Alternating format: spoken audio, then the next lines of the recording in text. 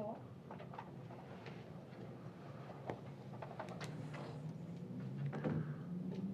Donc, peut-être une petite remarque introductive, Madame la greffière, avant d'assembler le témoin. Donc, on a conclu, Monsieur le commissaire, tous les ministres des Transports. On a entendu M. Gaudreau, M. Poitiers. Malheureusement, M. Daou est décédé. Et ce matin, M. Lessard et Fortin. Donc, ce sont tous les ministres des Transports du début du projet à l'élection de la Coalition Avenir Québec en 2018. On sait également, à ce jour, qu'il y aura des... Bon, le contrat est passé en juin 17, il va commencer et qu'on est déjà au courant d'une transaction en 2020. Donc, je vous dirais qu'on va commencer à partir de maintenant à entrer peut-être plus dans le cœur du sujet, maintenant que la table est bien mise. Et on débute, là, à l'instant, ce que j'appellerais le cabinet Bonnardel. Parfait. Donc, on va entendre les deux attachés politiques responsables du dossier de la SAC, M. Tremblay ici présent, M. Généreux après, et ensuite les deux chefs de cabinet là, qui ont œuvré pendant les 4 ans de M. Bonnardel au ministère des Transports, sur Mme Véronique Aubry et M. Sébastien Lépine. Et on conclura le cabinet par le ministre lui-même, vraisemblablement jeudi matin. Donc, c'est par respect pour le deuxième point de notre mandat, de s'assurer toute l'information, qu'est-ce qui a pu monter. Donc, par exemple, cet après-midi, M. Tremblay, ça sera relativement court. On va finir avec lui aujourd'hui. On respectera notre horaire de 5 heures. J'en suis assez optimiste, mais je pense que c'est important, dans le cadre de notre mandat, de passer à travers de rencontrer, ou d'interroger toutes ces personnes-là pour bien comprendre et s'assurer que toute l'information qui a pu monter ou non dans le cadre du projet CASA. Merci, monsieur. Ça va? Parfait, c'est votre témoin. Bonjour, monsieur. Bonjour. Vous affirmez solennellement de dire la vérité, toute la vérité. Dites « je l'affirme ». Je l'affirme. Vos noms et occupations. Pierre Tremblay. Je suis présentement en transition professionnelle. Merci. Merci, Mme la greffière. Bonjour, M. Tremblay. Bonjour. Donc, définitivement, dans cette commission-là, il y a plusieurs Tremblay en deux, ici présents encore aujourd'hui. Donc, juste avant de commencer avec mes questions, on va coter en liasse, là, en gros, plutôt vos pièces. Donc, 48P367 à 48P374. Donc, ce détail procédural étant réglé, on peut y aller avec quelques questions. Donc, première question classique un peu. Expliquez-nous votre parcours professionnel qui vous a mené, là, notamment au cabinet de M. Bonnardel, là, aux portes du cabinet, puis on verra après ça au cabinet qu'est-ce qui s'est passé de façon plus détaillée. Donc, j'ai débuté ma carrière professionnelle en politique en 2007. J'ai été recherchiste économique au sein de l'aile parlementaire de l'Action démocratique du Québec, allé jusqu'à 2010. Je suis revenu ensuite en 2014. Suite à l'élection de 2014, j'ai été nommé chef de cabinet du leader parlementaire du deuxième groupe d'opposition de la Coalition Avenir Québec, allé jusqu'à l'élection de 2018. Suite à ça, j'ai été nommé au cabinet du ministre des Transports en tant que directeur de cabinet adjoint. Et qui était le directeur du leader parlementaire de la deuxième opposition? Oui, c'était M. Bonnardel. M. Bonnardel, OK, parfait. Donc, vous travaillez avec M. Bonnardel oui, exactement. Avant son entrée au cabinet depuis au moins 4 ans. Oui. Est-ce que dans votre expérience de recherchiste à l'aile parlementaire en 2007 et 2010, vous connaissiez un peu M. Bonnardel également? Oui, oui, tout à fait. Vous avez à le fréquenter? Oui. Donc, décrivez-nous votre arrivée là, au sein du cabinet de M. Bonnardel, là, je comprends, autour du 18 octobre 2018 ou quelques jours après, là, le temps d'arranger les choses. Donc, suite à l'élection de 2018, j'ai été nommé directeur de cabinet adjoint au cabinet du ministre des Transports, directement par le cabinet du premier ministre. Donc, la nomination de la directrice de cabinet, Mme Aubry, ainsi que ma nomination ont été faites dès la journée de la sermentation en octobre 2018. Voilà, donc c'est comme ça que ça s'est passé. Parfait. Et quelles sont les fonctions de façon générale de directeur de cabinet adjoint, mais plus particulièrement les vôtres dans le cadre de votre mandat? Oui, directeur de cabinet adjoint, évidemment, comme le terme le mentionne, vise à assister la directrice de cabinet dans les fonctions générales du cabinet, mais plus spécifiquement, on m'attribue certains dossiers de contenu dont j'ai la responsabilité au sein du cabinet du ministre des Transports. C'est sûr que du fait que je suis déjà un conseiller assez senior, évidemment, on m'attribue plusieurs dossiers d'importance pour le ministre, donc d'entrée de jeu, dont, entre autres, la responsabilité des 3 sociétés d'État qui relèvent du ministre. Donc, traversier, automobile et la Commission des transports du Québec. Commission des transports, d'accord. Et vous allez être responsable, en ce qui nous concerne un peu plus, évidemment, là, du dossier de la SAC jusqu'à quel moment? Jusqu'environ à l'été 2019. J'ai pas la date exacte, mais il y a eu une réassignation de dossiers au sein du cabinet à l'été 2019. C'est la responsabilité, évidemment, de la directrice de cabinet de s'assurer, je dirais, de la bonne répartition des dossiers, s'assurer que tous les conseillers ont suffisamment de dossiers, puis s'il y a des conseillers qui ont trop de dossiers, donc de répartir exactement. D'équilibrer les choses. Donc, à l'été 2019, il y avait eu une réassignation de dossiers. C'est à ce moment-là que le dossier de la Société de l'assurance automobile du Québec avait été transféré à l'ingénieur. À M. Généreux. Ouais. Exact. Par curiosité, est-ce qu'il y a une formation, est-ce qu'il y a de la formation qui est disponible pour les gens qui joignent un cabinet? Ou... Oui, je vous dirais, début du mandat, c'est généralement organisé par les équipes au cabinet du premier ministre, tout ça. Là, donc, offre des panels, je dirais des formations pour notamment les conseillers qui ont moins d'expérience au niveau politique. Là. Donc, comment fonctionne l'État, comment fonctionne l'Assemblée nationale, comment chemine un projet de loi, donc tout ça. Là, donc, oui, effectivement, c'est offert normalement en début de mandat, puis peut-être à mi-mandat aussi pour ceux qui se sont joints en cours de route. Là. Bon, quand vous arrivez au cabinet, là, on a déjà eu quelques témoins, je présume qu'il n'y a pas une grande transition entre cabinets parce qu'on a un nouveau gouvernement. Entre cabinets, non. Par contre, il y a une forte transition, évidemment. On change de gouvernement, donc c'est certain que les premières semaines, les premiers mois sont fort chargés en termes de brefage de toutes sortes. Donc, c'est sûr qu'il y a beaucoup de brefage à cette période-là. Là. Mais ma question, c'était plus l'information est véhiculée par le sous-ministre et ses adjoints associés et non le cabinet précédent. Non, exactement. La transition, ceux qui ont la responsabilité de la continuité, c'est vraiment l'équipe du sous-ministre, l'équipe des fonctionnaires et dans le cas, par exemple, d'une société d'État, de la PDG puis des gens responsables d'une société d'État. Est-ce que vous vous rappelez si le sous-ministre justement réfère davantage le nouveau cabinet à la PDG de la Société d'État plutôt que faire lui-même le brefage, ou il y a quand même d'informations à véhiculer? Pour les dossiers de la SAC, ainsi que les dossiers des autres sociétés d'État, oui, on nous réfère directement aux sociétés d'État, puis la transition se fait directement avec eux. Okay. Oui. Alors, lorsque vous arrivez là, en 2018, c'est quoi, au MTQ, c'est quoi, au cabinet plutôt, c'est quoi les dossiers chauds de façon générale? Je sais qu'il y en a plusieurs, mais je veux dire, votre point de vue. Le ministère des Transports est reconnu pour être un ministère, je vous dirais, assez chargé, assez chaud, je vais reprendre vos termes. Autant au niveau, je dirais, je vais séparer ça, les dossiers d'actualité, donc les dossiers courants, les dossiers qui font les manchettes, donc le quotidien, si on veut, et les dossiers prioritaires. Donc, en arrivant en poste, changement de gouvernement, c'est sûr et certain, le nouveau ministre arrive avec ses nouvelles priorités, avec ses nouvelles orientations.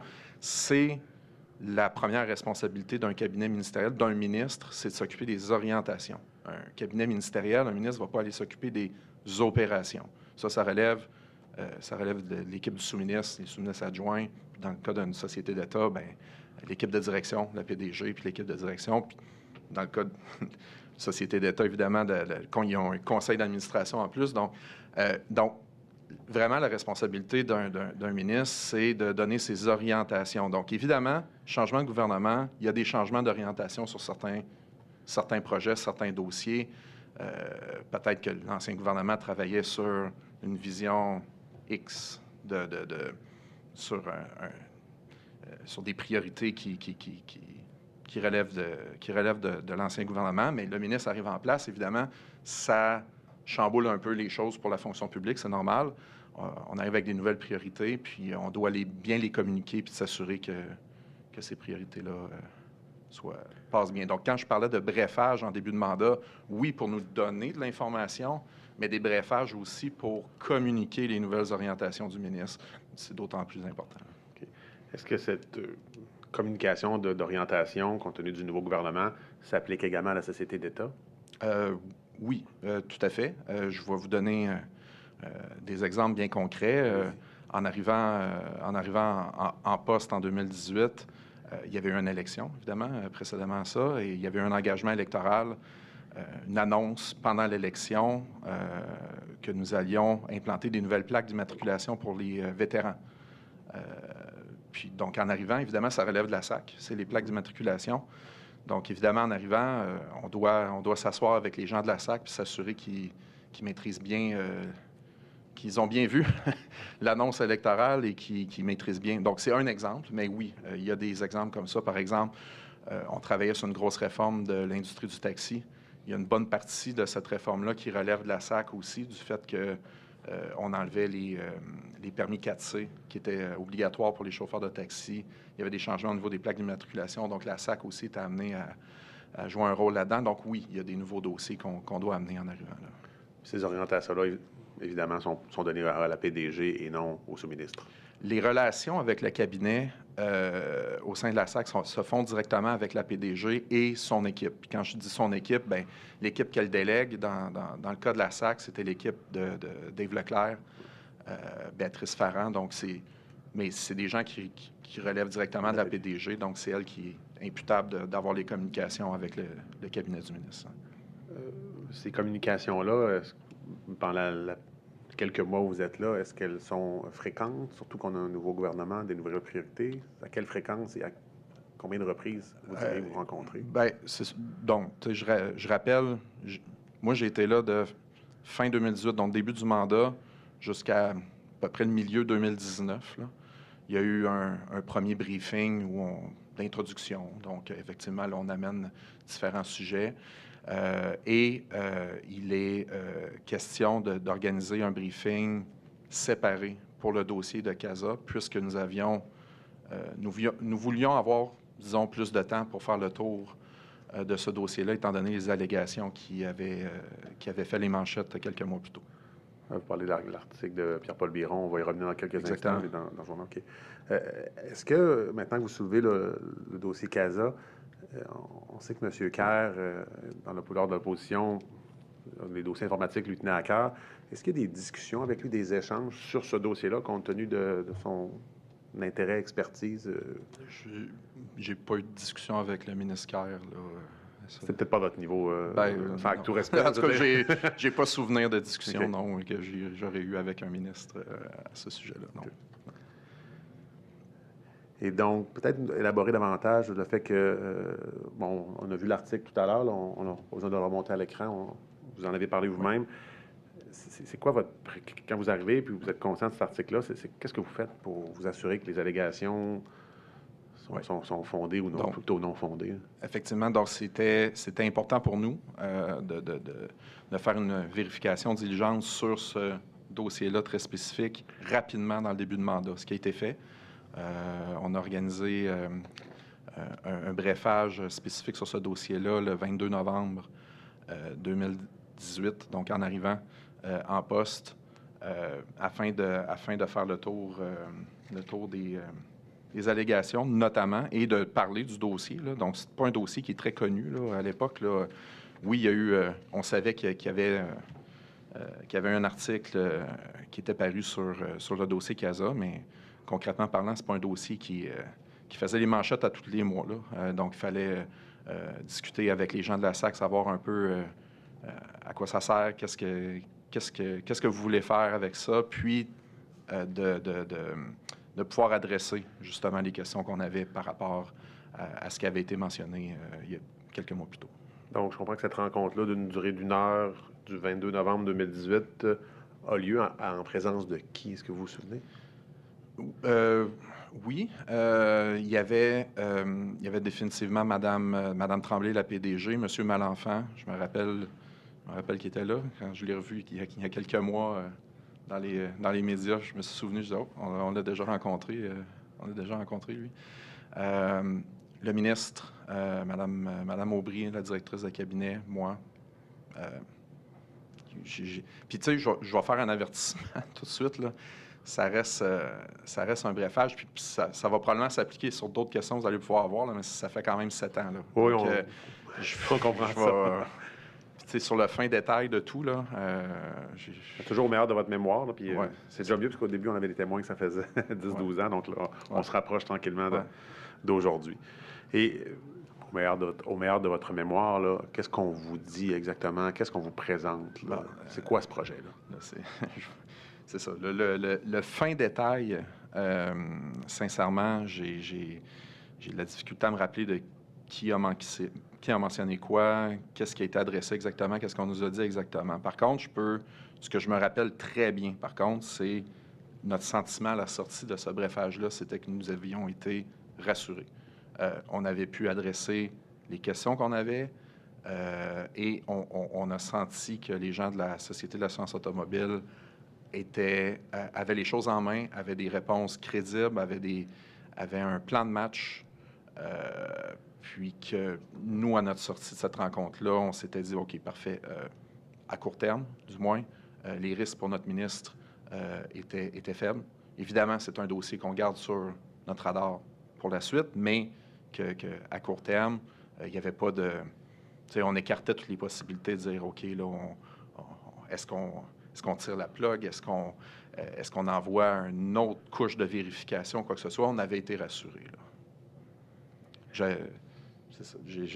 J'avais essayé de retrouver là, les informations qu'on nous avait communiquées lors de ce brefage-là. Je n'avais pas été en mesure de les retrouver.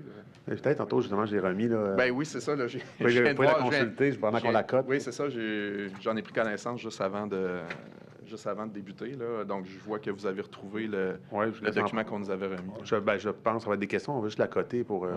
Là, c'était, dans le fond, la pièce le 48... P373.2 que je qualifierais pour les fins d'identification, là, puis vous confirmerez ou non, là, mais c'est le napperon remis lors de la rencontre du 22 novembre 2018 avec la SAC et le nouveau cabinet Bonardel. Est-ce que je me trompe si j'avance ça? Non, ben ça me semble être le cas. Là. Ça fait que est-ce que vous avez eu le temps de le parcourir? Brièvement, oui. Je ne sais pas si vous voulez prendre quelques instants pour le parcourir. Puis... Ben non, ça me semble être conforme. Ça semble représenter les informations avec lesquelles la SAC était arrivée cette journée-là. Là. Oui, Madame l'assistante greffière.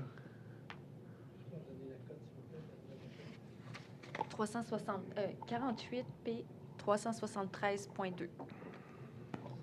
Maître Tremblay, simplement pour nous assurer qu'on a le bon document, c'est bien le napperon qu'on a reçu à 15h36? Oui, mais qui était aussi dans les pièces de Mme Aubry que vous avez reçues. Madame Aubry, OK, parfait. On l'a devancé un peu, mais c'est un document que vous avez reçu déjà. Oui. Le point 2 que vous avez reçu. Donc, c'est un document de la SAC, justement. Oui, exact. Premièrement, quand dans cette rencontre, est-ce qu'on fait état de retard ou de délai ou quoi que ce soit à ce stade-ci? Écoutez, comme je disais, le fin détail de la rencontre, j'ai de la difficulté à me souvenir de exactement qu'est-ce qu'on nous avait dit lors du brefage. On nous avait rassurés sur tous les points qu'on avait pu amener qui, notamment, avaient été évoqués dans l'article de journal quelques mois plus tôt. Des questions sur les coûts, définitivement. Des questions sur les ressources externes. Des questions sur la gouvernance du projet. Là, comme je dis, ma mémoire peut... Il y a 7 ans, là, de savoir exactement qu'est-ce qu'on a dit. Là, c'est sûr qu'avec le document, je me rappelle. En tout cas, il y a une partie qui confirme un peu qu'est-ce que je me souvenais sur les coûts. Mais c'est ça. Au niveau de délai, tout ça, là, j'ai pas souvenir.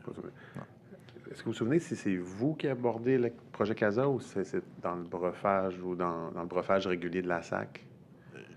Vous voulez dire qui prend la parole lors de la rencontre? Qui initie le sujet. OK. Non, je n'ai pas souvenir. Par contre, je vous dirais, généralement, dans un brefage ministre, donc lorsque le ministre et le PDG, dans ce cas-ci, ou un sous-ministre est présent, c'est généralement le ministre et le sous-ministre ou le PDG qui vont prendre le lead d'une rencontre comme ça. Là. Rien n'empêche que ça vienne des deux, que les deux parties veulent discuter de ce sujet-là. Oui, exactement. Bien, chose certaine, nous voulions adresser L'article. Oui, l'article et les allégations qui tournaient autour de ce projet-là. Donc, ça, c'est... Vous avez dit également que vous étiez, je comprends votre témoignage, que vous êtes satisfait des réponses qu'on vous donne, Oui. mais quand vous allez faire des suivis, est-ce qu'il y a des mesures particulières qui sont mises en place, toujours pendant que vous êtes responsable du dossier? Non, je n'ai pas Par été rapport au responsable du suivi. dossier très longtemps, je le rappelle, là, fin 2018 jusqu'à mi-2019.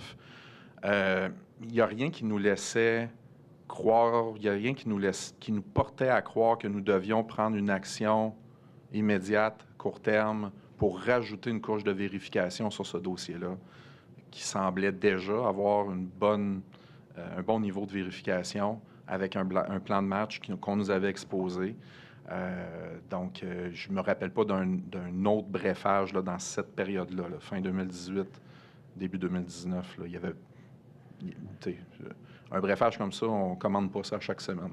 Est-ce que vous vous souvenez jusqu'à votre départ, pas de départ, mais le transfert du dossier de la SAC là, mi-2019, pour reprendre vos propos, est-ce qu'il y a d'autres rencontres spécifiques sur le projet CASA? Non, pas à ma connaissance. Je pense qu'on a des petites difficultés, là.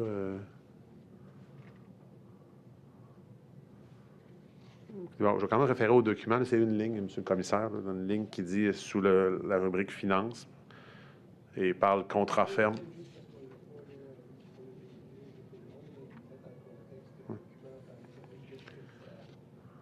Oui. OK. Donc, effectivement, c'est ce qu'on appelle communément un apron. Donc, ça résume les grandes lignes du projet CASA. Donc, il y a une rubrique client. On va parler de 50 nouveaux services, d'un dossier complet à un client pour un dossier par client, d'un service 24/7, de simplifier les façons de faire. On va parler du processus d'affaires en mode agile, lean management, tous les processus sont couverts. Bref, c'est un tableau de bord, si on veut. Et donc, il y a la rubrique client, processus d'affaires, finances, gestion du projet. Et sur l'autre page, on a là, des constats, des positionnements. Bref, on décrit un peu qu'est-ce que sera le projet. Moi, je dirais que c'est une description. Est-ce que vous êtes d'accord avec moi qu'on décrit...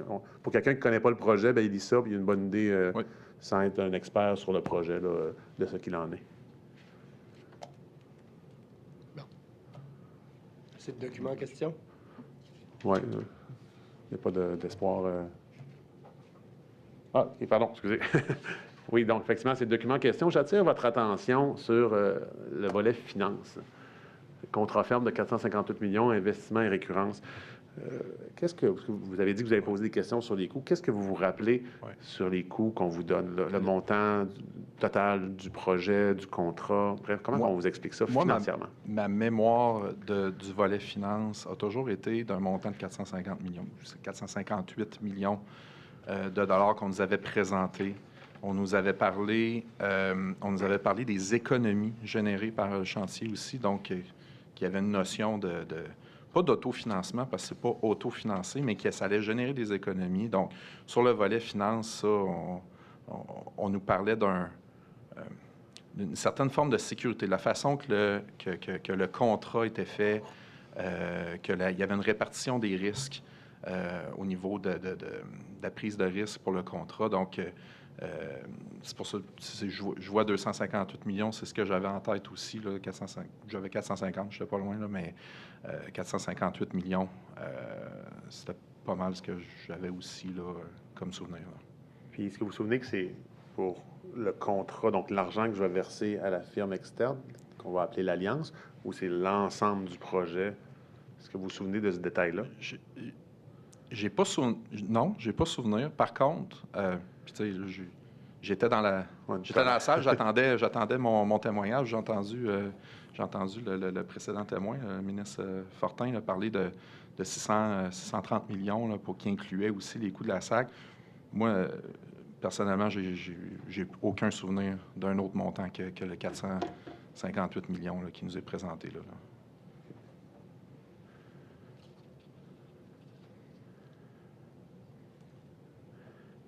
Vous vous souvenez également d'avoir abordé chacun des sujets qu'on retrouve à l'article.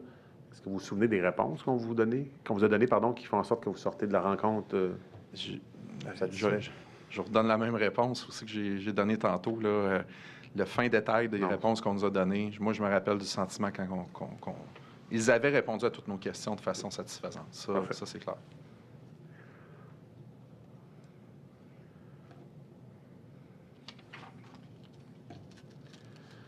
On va parler maintenant d'un autre sujet, là, le RAG, le rapport annuel de gestion de 2018, qui a eu certains enjeux. Et je vous réfère peut-être à l'onglet 6 pour commencer, qui se trouve être la pièce 372 pour les fins de la cotation.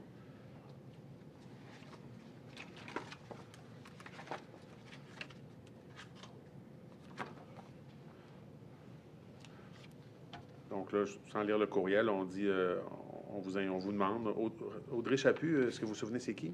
Audrey Chaput était une des personnes dans l'équipe là, de relations avec le cabinet. Là. Parfait. Elle dit au premier paragraphe de son courriel dans le bas, là, de la première page, oui, on va remonter un peu, Madame l'assistante greffière. Parfait, ici. Donc, on dit, on dit la Société doit normalement remettre son rapport annuel de gestion au ministre avant le 30 avril de chaque année. En raison des travaux en cours pour la réalisation de notre plan de transformation organisationnelle, CASA, les auditeurs ont exceptionnellement besoin de plus de temps pour procéder à la vérification de nos résultats. Pouvez-vous nous rappeler, nous expliquer, là, encore une fois, dans les limites de votre mémoire, cet épisode-là, là, avec le RAG, parce que on a entendu parler récemment, il peut avoir des conséquences importantes. Donc vous voyez présentement le courriel qu'on reçoit de la SAC mentionnant un retard dans le dépôt du rapport annuel de gestion. Le rapport annuel de gestion doit être déposé à l'Assemblée nationale et c'est une obligation légale. Donc, si le ministre ne le fait pas, il s'expose à un outrage au Parlement. Donc, évidemment, quand on reçoit un courriel comme celui-là, évidemment, premier réflexe a été de OK, parfait, qu'est-ce qu'on doit faire pour éviter que le ministre se fasse à un outrage au Parlement. Donc vous êtes,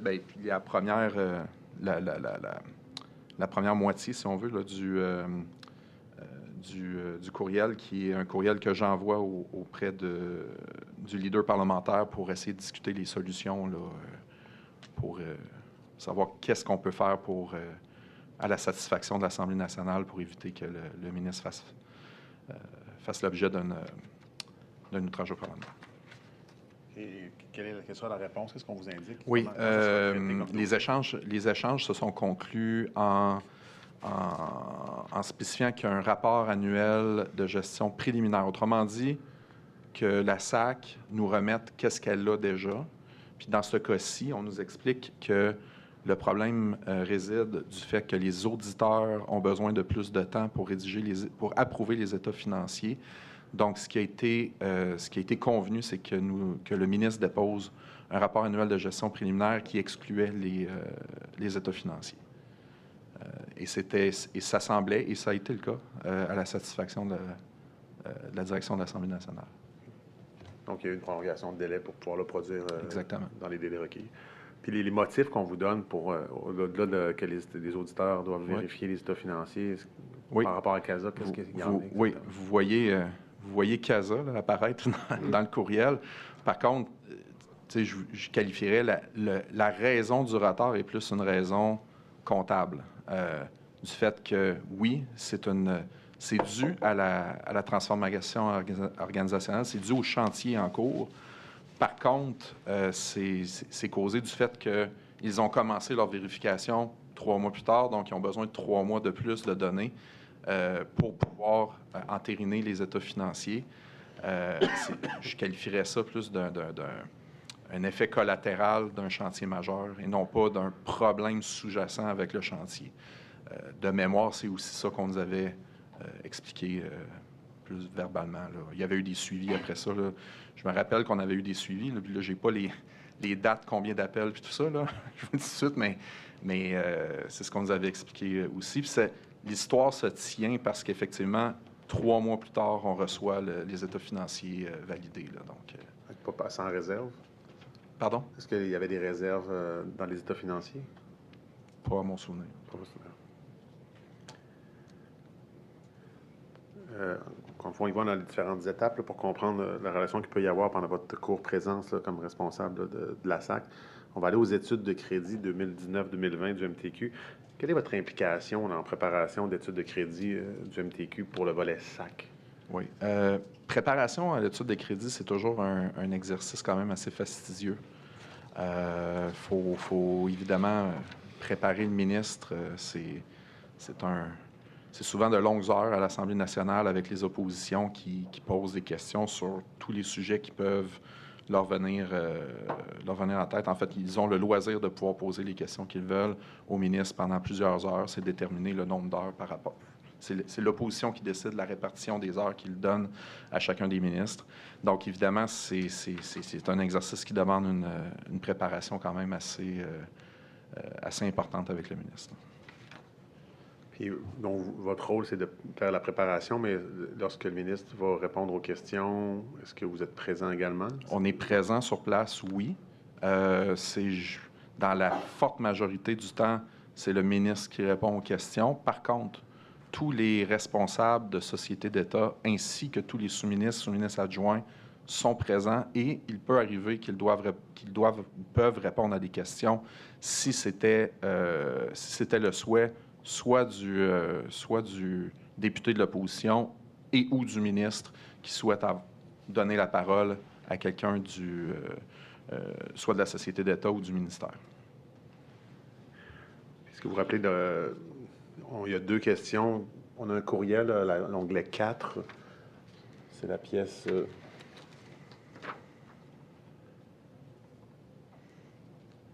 370.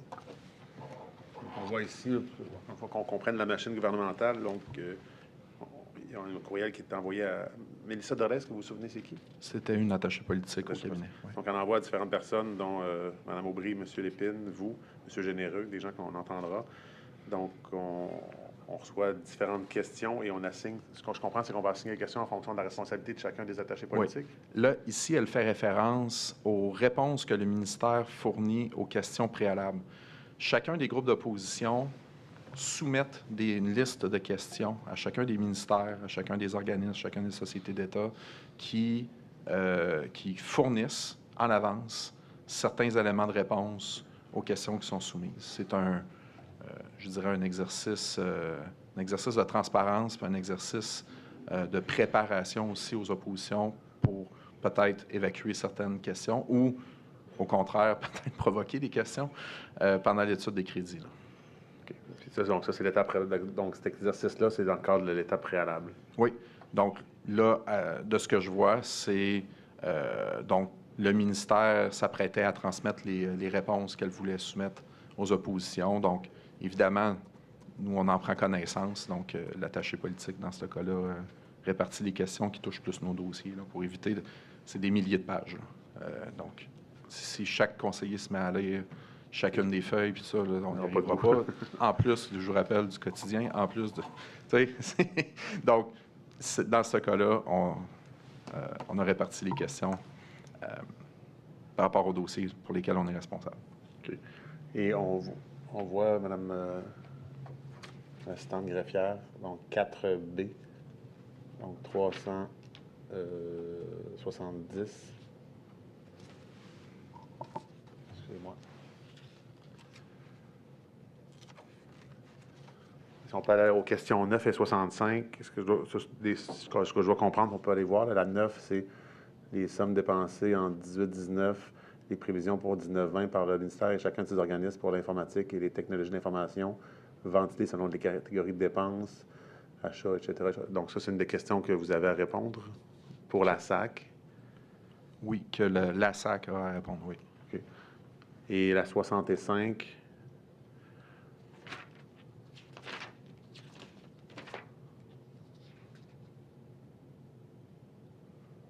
Oui.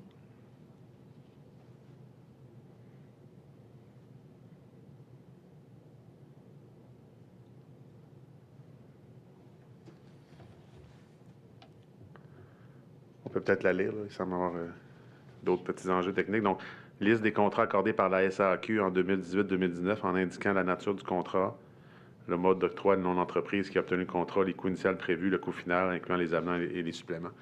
Est-ce que vous vous souvenez si vous fournissez de l'information relativement à CASA dans ces documents-là? Il faudrait vérifier. C'est des documents qui sont publics. Là, les réponses, les réponses sont publiques? Les réponses sont publiques, sont déposées à l'Assemblée nationale. Donc, il faudrait peut-être aller vérifier. Comme je vous dis, c'est des milliers de pages. Là. Okay. Donc, possible que ça ait été le cas.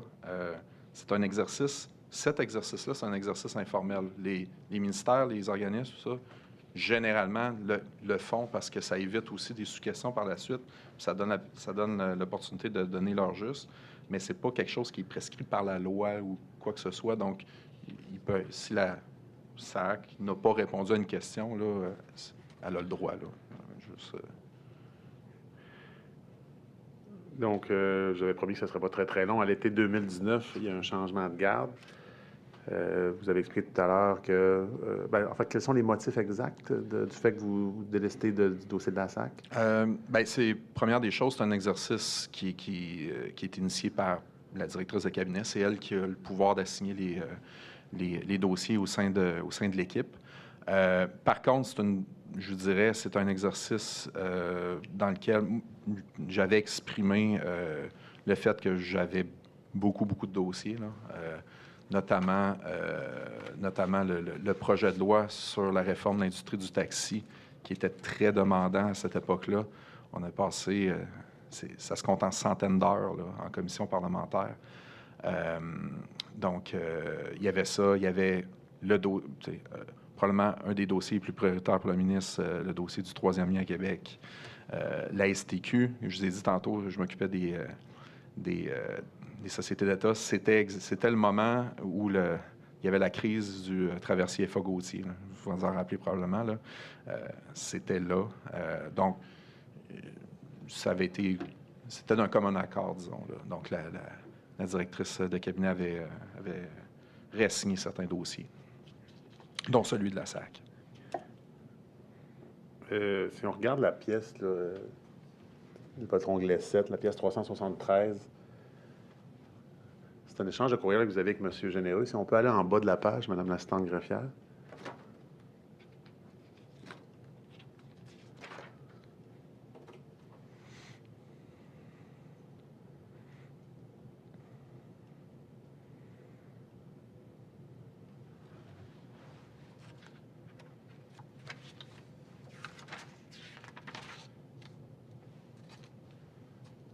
En bas du document, s'il vous plaît.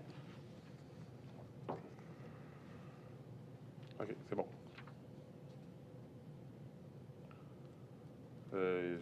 La version que j'ai est plus longue.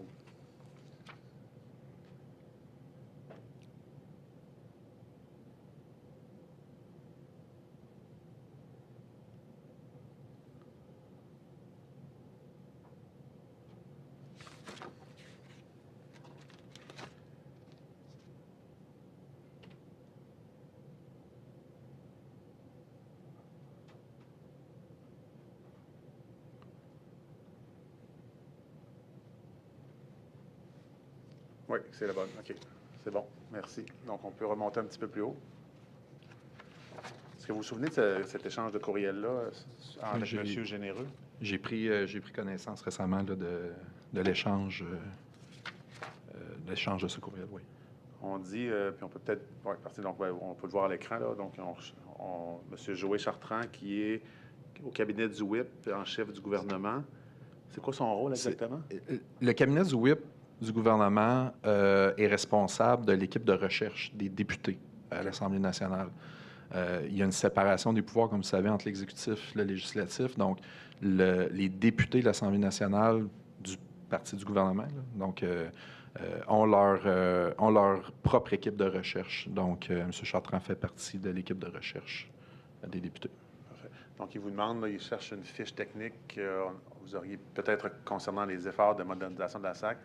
Et là, on dit plus spécifiquement tout ce qui permettrait de justifier 620 millions de dollars dépensés par l'organisme depuis 2014. Et là, on est en 2019. Puis c'est l'orange, peu importe. C'est un employé là, qui m'a indiqué que vous déteniez le dossier de la SAC.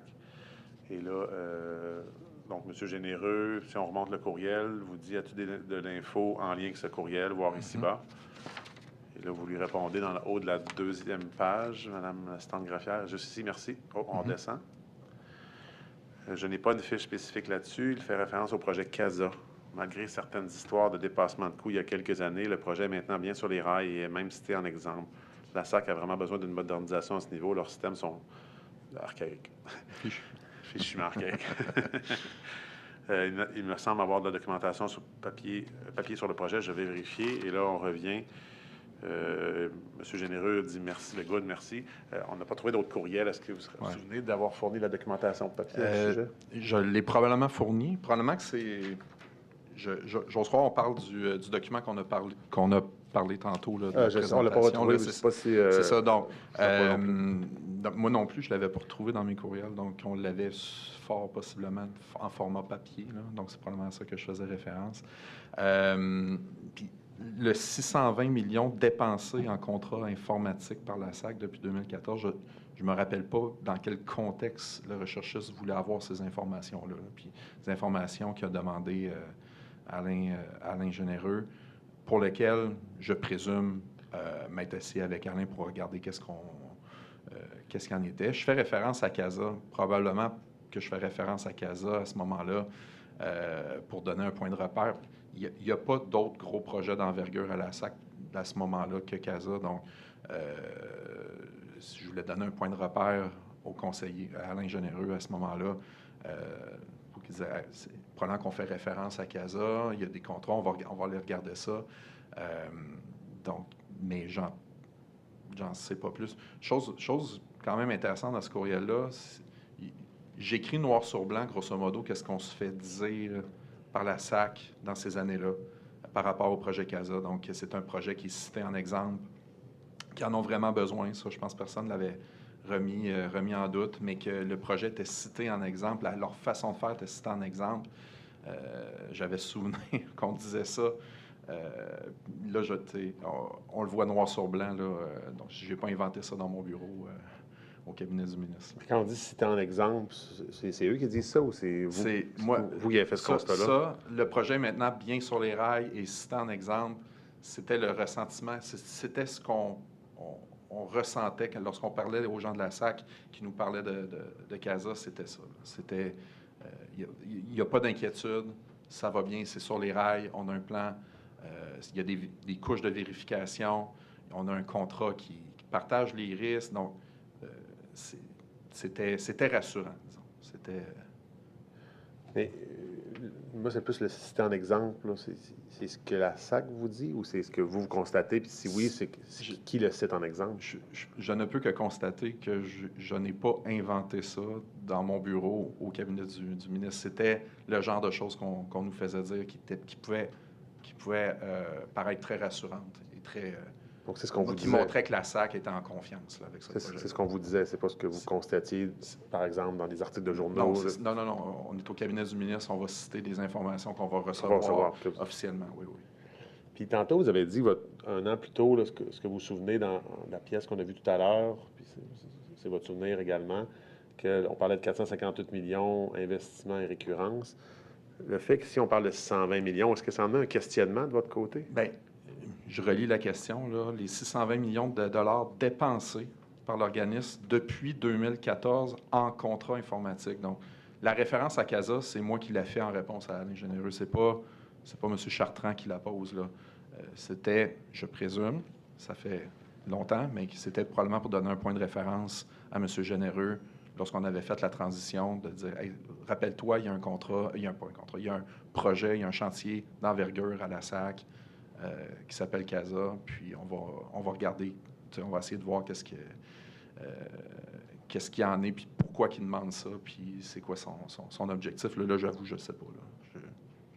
Mais ma question, c'était davantage, est-ce que moi, si on me dit que, encore une fois, ça fait longtemps, là, je veux pas essayer de prendre au dépourvu, mais si on me dit que ça vaut 458 millions, puis là, on me dit, bien, il y a 620 millions, est-ce qu'on pose des questions à la SAC? Moi, dire, écoutez, il y a 620 millions de dépensés de votre côté, est-ce que ça représente quoi exactement? Non, on reçoit un courriel d'un recherchiste de l'aile parlementaire. C'est pas une information corroborée. Il ne fait pas référence à CASA non plus dans son courriel. Il fait référence à de l'argent dépensé en contrat informatique à la SAC depuis 2014. Donc, je ne sais pas où il a pris ce chiffre-là. C'est lui, il a peut-être additionné des chiffres dans un rapport annuel. C'est peut-être un député qui est débarqué dans son bureau avec une information en tête. J'ai aucune idée. Mais moi, ce courriel-là, je ne prends pas ça comme étant la SAC a maintenant un projet de 620 millions. C'est un recherchiste qui pose une question à un cabinet de ministre. Puis, monsieur Généreux, quand vous faites la transition, comment vous lui présentez le projet? Comme je vous ai dit, la transition s'est faite autour de l'été 2019. J'étais toujours présent au cabinet. Je demeurais directeur des cabinets adjoints au cabinet. Donc, on s'est côtoyés pendant tout l'automne. J'ai quitté à la fin de l'automne, au début de l'hiver. Donc, la transition s'est faite en personne. Il y avait pas de... On était avant la pandémie. Là. On était en 2019. Là, il n'y avait pas de télétravail. Il n'y avait pas de... On se côtoyait dans un cabinet de ministres plusieurs heures par jour. On se voyait quasiment plus que nos propres enfants puis notre propre famille. Là. Donc, la transition s'est faite, je me rappelle, s'est faite de façon graduelle, continue, en personne. Par contre, je n'ai pas souvenir, combien de fois qu'on s'est assis ensemble sur CASA spécifiquement, qu'est-ce qui a été dit, mais c'est sûr, ça faisait partie des dossiers de la SAC. Il y en avait d'autres. Il y avait beaucoup d'autres dossiers à la SAC. Là. Un des dossiers les plus prenants, ça ne paraît pas, mais tous les dossiers des indemnisations pour les accidentés, là, des gens qui sont insatisfaits d'une décision de la SAC ou des montants qu'ils reçoivent, puis qui envoient au cabinet, puis il faut faire des suivis. Puis c'est des dossiers qui sont très prenants aussi. Puis là, j'en passe, là, mais il y a un paquet de dossiers, mais c'est sûr que c'était un des dossiers qui doit faire l'objet d'une transition avec le nouveau conseil. Je reviens au courriel. Là, quand on dit, malgré certaines histoires de dépassement de coûts il y a quelques années, le projet est maintenant bien sur les rails. Je fais visiblement référence à l'article de journal. Il manque peut-être le mot « présumé ». Dépassement de coûts présumé. Mais c'est un courriel... Et quand vous êtes maintenant sur les rails, je comprends que c'est un courriel, vous l'avez peut-être écrit vite, mais maintenant sur les rails, c'est qu'il n'était pas sur les rails avant? C'est ce qu'on se faisait. Il est bien sur les rails du fait qu'on a fait notre vérification diligente en arrivant en poste en 2018 avec les gens de la SAC qui nous ont convaincus qu'il l'était sur les rails. Puis je comprends qu'il n'y a pas eu... Suite à la question de M. Chartrand, on n'a pas vérifié auprès de la SAC. Ça, je ne sais pas. Peut-être M. Julpi, c'était peut-être un bon temps pour refaire un tour de roue avec la SAC du fait qu'il y a une transition avec un nouveau conseiller puis qu'on soit des questions. Je ne sais pas. C'était plus moi qui avais ces dossiers-là à cette époque-là. On a une dernière petite question, plus la phase recommandation. On en a parlé tout à l'heure, vous étiez là. Puis vous le confirmez, puis beaucoup de témoignages le confirment. Un cabinet, vous êtes débordé, le ministre est débordé, il y a 1 million de dossiers, puis c'est juste les plus graves, les plus importants ou peut-être les plus médiatisés qu'on gère parce qu'on ne peut pas tous les gérer. Est-ce que vous sentez, comme membre d'un cabinet, que vous avez toutes les ressources, toutes les connaissances, tous les effectifs pour s'assurer d'une vigie complète à tous les niveaux d'une société d'État, par exemple les ETC, le régime d'emprunt, les gros projets, alors que vous avez 1 million de choses à gérer? Je vais peut-être juste apporter une correction. On va gérer tous les dossiers. On ne laisse pas des dossiers en plan. Là. C'est vrai qu'il y en a beaucoup. C'est vrai c'est des emplois qui sont stimulants, qui sont plaisants, mais qui sont très demandants. Là, c'est vrai. Mais on gère tous les dossiers. Puis oui, il y a une importance qui est accordée aux dossiers plus d'actualité. Donc, par exemple, le FA Gauthier tombe en panne puis qu'ils n'ont pas de système de relève. C'est sûr que c'est plus urgent dans le court terme à gérer. On parle plus d'une gestion de crise. À ce moment-là, c'est sûr que ça demande du temps à très court terme. On ne peut pas le reporter. Là, ça, c'est sûr. Mais c'est notre travail en cabinet de faire ce travail-là. Donc, est-ce qu'on a toutes les ressources nécessaires? Il faut juste comprendre, je crois, que le travail en cabinet, la responsabilité d'un cabinet ministériel, c'est vraiment d'accompagner le ministre dans ses fonctions C'est au niveau des orientations, c'est au niveau de la reddition de comptes auprès de l'Assemblée nationale, auprès de la population, auprès des médias, auprès de l'opposition. Mais ce n'est pas un cabinet ministériel de commencer à aller s'occuper des opérations. Donc, au niveau des opérations, on est des agents, si on veut, de liaison entre les gens, entre les experts, entre les gens d'opération du ministère ou d'une société d'État, par exemple la SAC, afin de bien comprendre et de s'assurer que tout va bien. Mais à un moment donné, je ne peux pas passer par-dessus la tête de mon sous-ministre ou de la PDG de la SAC pour est-ce qu'elle me dit vraiment la vérité puis commencer à creuser? Là, à un moment donné, c'est une question de confiance. Un point que je voulais amener, je m'étais pris en note puis que je voulais vous parler, puis drôle d'adon, parce que là, j'ai vu ce matin, vous en avez parlé, mais dans le projet, en fait, je vais ramener ça plus général.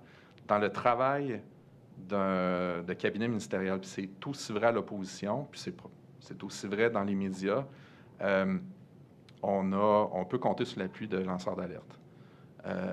Puis dans le dossier CASA, en tout cas, moi, la période où j'ai eu le dossier, on n'en a pas eu. Puis c'est pas une pratique qui est... ça n'arrive pas de façon exceptionnelle. Non, tu sais, c'est quelque chose qui arrive quand même assez couramment puis assez fréquemment. Puis ça nous permet aussi de pouvoir mieux interroger puis mieux se questionner par rapport à ce qu'on nous dit. Tu sais. Puis dans le dossier CASA, il y en tout cas, nous moi, la période où j'étais là, il y en a pas eu. Là. Est-ce que vous avez eu des lanceurs d'alerte dans d'autres dossiers pendant votre période? Oui. Qu'est-ce qu'on fait? Qu'est-ce que vous avez fait sans rentrer dans les détails? Oui. Est-ce qu'on envoie ça à la lettre est-ce qu'on envoie juste à la PDG à 3 ans ou on fait un suivi plus non, précis? bien, c'est du cas par cas. D'un, il faut évaluer la crédibilité de ce qu'on reçoit. Là. Ouais. Je dirais,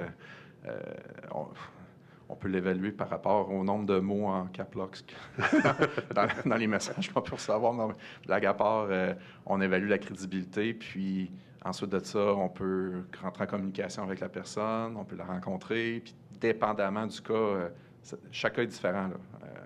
Mais dépendamment du cas, ça peut nous servir, nous, à questionner après ça, ou ça peut générer d'autres choses, mais c'est ça. Ça dépend des cas. Mais ça vous servez de ça comme un outil, comme vous prenez des exemples, peut-être soit rencontrer la personne ou questionner directement les responsables de l'organisme. Au gouvernement, on peut s'en servir pour, évaluer la qualité de l'information qu'on nous communique par les canaux officiels. Dans l'opposition, on peut s'en servir pour générer des questions à l'Assemblée nationale, générer mettre le ministre à l'avant-plan. Donc, puis dans les médias, ils font la même chose aussi. Là. Parfait. Ben, merci beaucoup. Ça fut bref, mais très enrichissant. Merci beaucoup. Merci.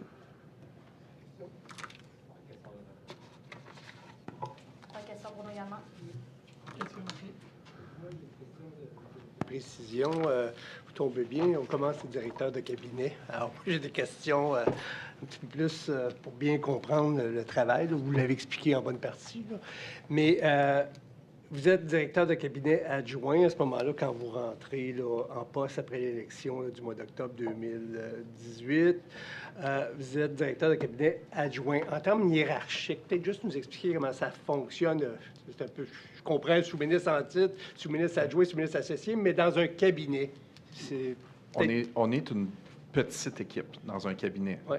Les gens peuvent s'imaginer qu'il y a des dizaines et des centaines de personnes qui tirent toutes les ficelles. Ce n'est pas le cas. Là. Un cabinet ministériel, celui des transports, c'est un des plus gros parce qu'on va par rapport à la grosseur des ministères puis à l'importance des dossiers. Mais tu sais, on est une dizaine de personnes à peu près. Là. Donc, il y a le ministre, il y a la directrice de cabinet, directeur adjoint, donc je supporte la directrice de cabinet. L'équipe de contenu, l'équipe de conseillers, peut-être 4 personnes, m'incluant, qui se répartissent tout l'ensemble des dossiers du ministère, donc les gros dossiers les dossiers de chantier routier, les dossiers des cabanes brunes sur les autoroutes, les sociétés d'État, donc multitude de dossiers. Il y a une petite équipe de communication, l'attaché de presse, directeur des communications, puis peut-être une ou deux personnes en support, une adjointe. Là. Donc, Parfait. Vous avez, je suis dans l'hypothèse, là, mais vous avez une information assez importante. Est-ce que vous devez en informer la directrice de cabinet ou vous pouvez monter directement au ministre? Dans les meilleures pratiques, on monte la hiérarchie avec la directrice de cabinet. En tout cas, moi, personnellement, je vais toujours informer ma directrice. Si je suis directeur de cabinet adjoint, je vais informer ma directrice de cabinet, ainsi que le ministre. Mais je vous dirais que comme je vous dis, on est une petite équipe. Donc, là, au niveau communication interne, généralement, ça se passe plutôt bien. Là. On n'a pas à avoir des longs processus pour faire cheminer de l'information. OK. Et ça peut marcher des deux côtés, c'est-à-dire monter l'information pour que le ministre l'aille, mais est-ce que ça arrive des fois qu'à dessein, on ne monte pas une information justement pour protéger le ministre? Pour que le ministre, s'il est questionné, ben, pourrait dire qu'il ne sait pas. Il peut arriver qu'on travaille un dossier avant de l'envoyer au ministre. Tu sais, par exemple, je reçois une information, mais j'ai des questions moi-même avant de le soumettre au ministre qui, lui, risque d'avoir les mêmes questions que je ne serais pas capable de répondre. Je vais travailler le dossier avant de lui soumettre, mais non, on ne cache pas de l'information à un ministre quand on travaille pour un ministre. Oui, là, c'est ça. C'est un peu contre-intuitif. Là. OK. Donc, ce que je comprends, c'est-à-dire qu'il peut y avoir une information, mais l'information va être, comment dire, on dit confirmée, corroborée, peut-être avant de la monter. Dans l'exemple, par exemple, d'un lanceur d'alerte. On évacue les questions que nous-mêmes on a avant, parce que si le ministre nous les pose à nous, il faut être en mesure d'y répondre. Donc, on travaille notre dossier avant d'aller le présenter au ministre, mais généralement, ce n'est pas une étape qui va s'éterniser dans le temps. Là. Je comprends. Parfait. C'est mes questions. Pas d'autres questions suite à mes questions. Bien, je reste à vous remercier beaucoup. Alors, merci pour votre passage à la commission. C'est fort apprécié. Donc, ça terminerait la journée à l'heure qu'il est rendu. On poursuivra demain matin avec M. Alain Généreux, qui a été le successeur de M. Tremblay, comme on en a fait état tout récemment. Parfait. Bon, ben demain, 9h. Merci. Veuillez vous lever, ajournement demain 9h.